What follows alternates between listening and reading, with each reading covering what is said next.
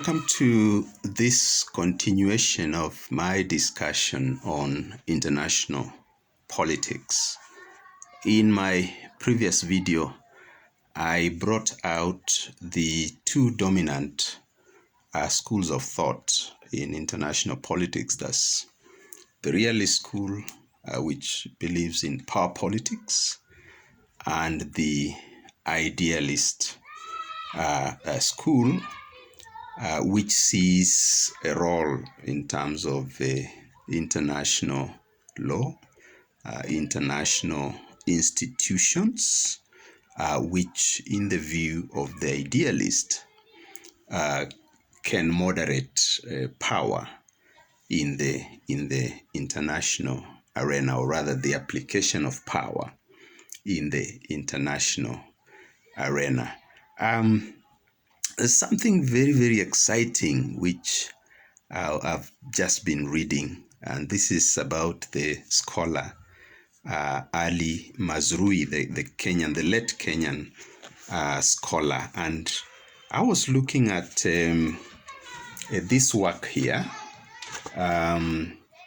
which was produced a couple of years ago after the death of Professor Mazrui, and it's called Perspectives on Culture and Globalization, the Intellectual Legacy of Ali A. Mazrui. And this work was edited by one of our good colleagues in the civil society and in academic sectors in Kenya, Professor Kimani Njogu and Seifuddin Adem.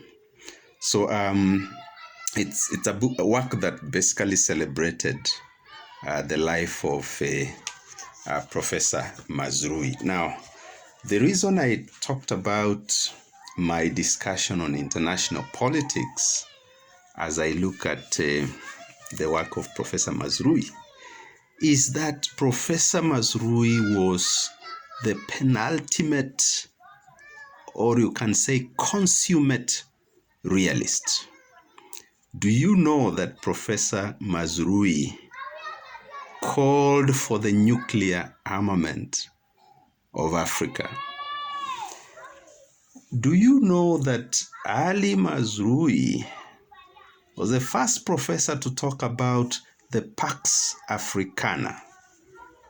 And quite interesting. And many scholars have always said that Mazrui was ahead of his time, that the kind of positions he held, his intellectual position, his intellectual interrogation, particularly of global politics, things like globalization and so on, was just out of this world. And so in one of his very first works, Ali Mazrui talked about the Pax Africana.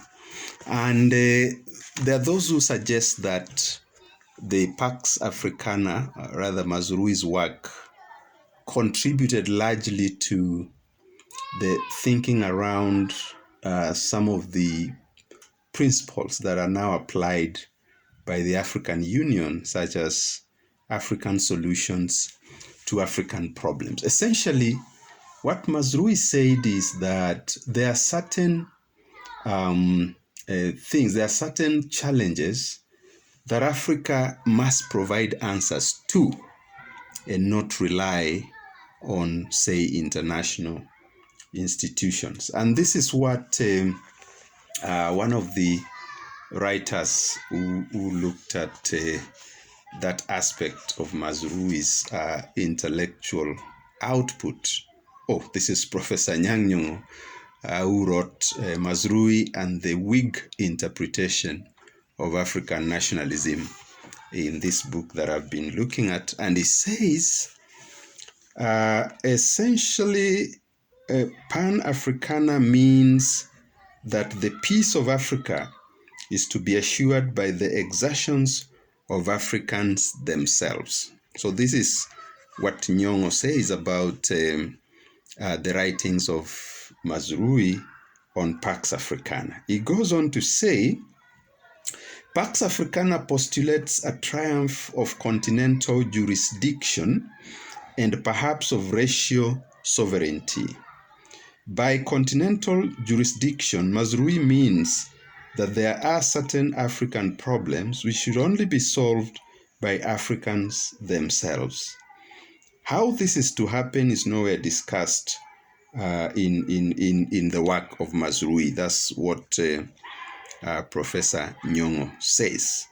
But the thought itself, and in the aftermath, as I've said, certain scholars believe that the architecture around peace and security in Africa may have benefited a lot, or may have been informed by what Ali Mazrui said about Pax Africana, because being a consummate realist, security is ultimate. If you read Morgenthau, that is one of the other writers whose work I'll be looking at soon, security for the state is ultimate, is one of the non-negotiable interests of states. And therefore, any state that relies on another for its security is in fact a vassal state.